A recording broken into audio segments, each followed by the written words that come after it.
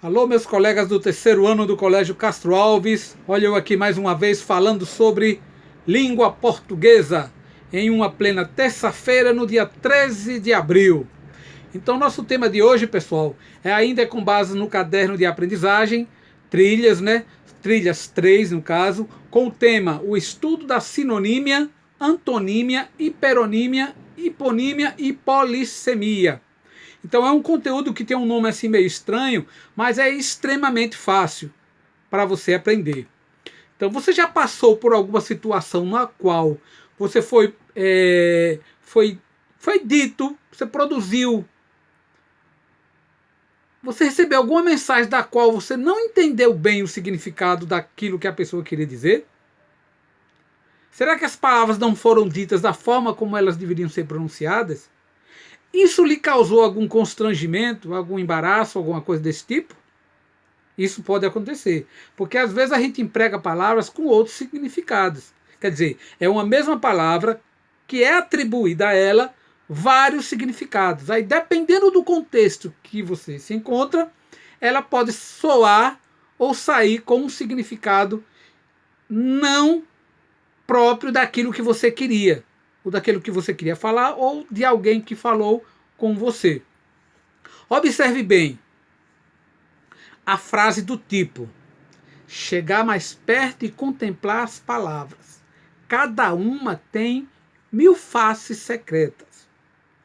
O autor, quando disse isso, foi Carlos Drummond de Andrade, quando ele disse que a palavra tem 1000 faces secretas, ele quer dizer que a palavra pode ter vários significados. Temos elementos que promovem a multiplicidade de sentido a uma palavra ou expressão, permitindo que elas apresente mais de um significado. Inclusive, na sala de aula, eu já mostrei alguns exemplos para vocês. Até uma vez brincando lá com vocês, eu falei da palavra manga. Tem manga de chupar, tem manga da camisa, tem manga do eixo do carro, tem do verbo mangar. Então, essa diversidade de significados é que torna a palavra rica e que pode ser utilizada de diversas formas. Embora que tem situações que não cabe o uso delas em algumas frases, em alguns contextos. O que é um sinônimo? Sinônimo, que é uma coisa que não é novata para vocês já aprenderam isso há muito tempo, são palavras que podem substituir umas outras, agora contanto que apresente uma relação de semelhança quanto ao sentido. Resumindo, sinônimos são palavras que possuem significados parecidos. Não é obrigado que sejam idênticos, mas se tornam parecidos. Então essas palavras sinônimas também podem ser chamadas de relação sinonímia. É quando elas estabelecem um certo grau de parentesco nos seus significados. Elas não indicam oposição, elas indicam semelhanças. Já os antônimos ou antonímias, essas palavras apresentam características opostas. Quando a relação de sentido que as palavras se estabelecem entre si é de oposição. São palavras que se opõem semanticamente e assim estabelecem uma relação de antonímia. No caso da sinonímia, eu posso dizer alto e grande, são sinônimos. Antônimos, oposição, alto e baixo, preto, branco. Casa e moradia. Eu posso usar numa redação esses termos porque são sinônimos.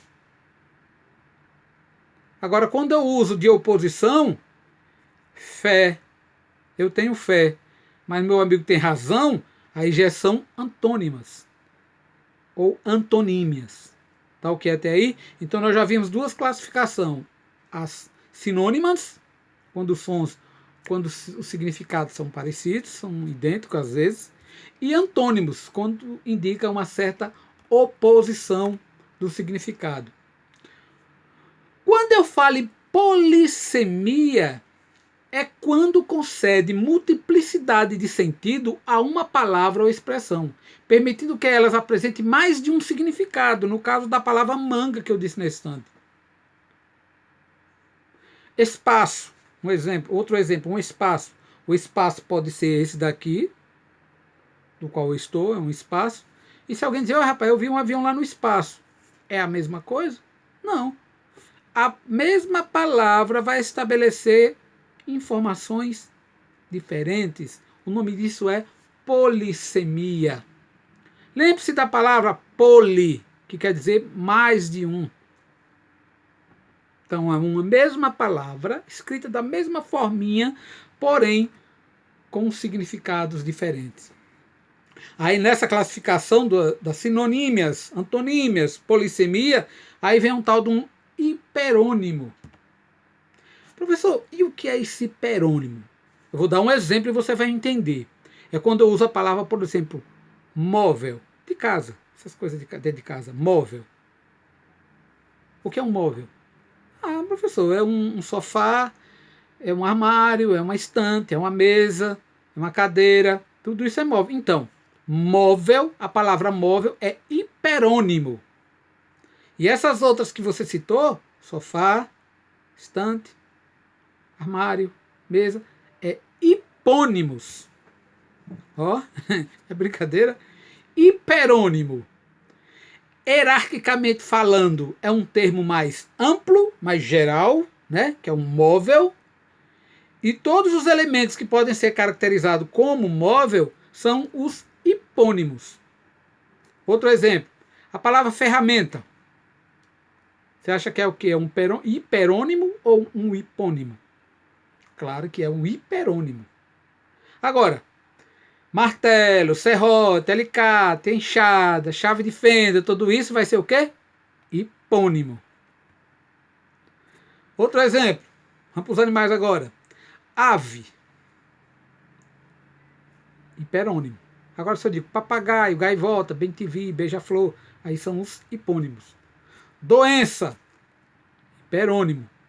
Gripe, sarampo, cachumba, catapora, bronquite, aí são os hipônimos.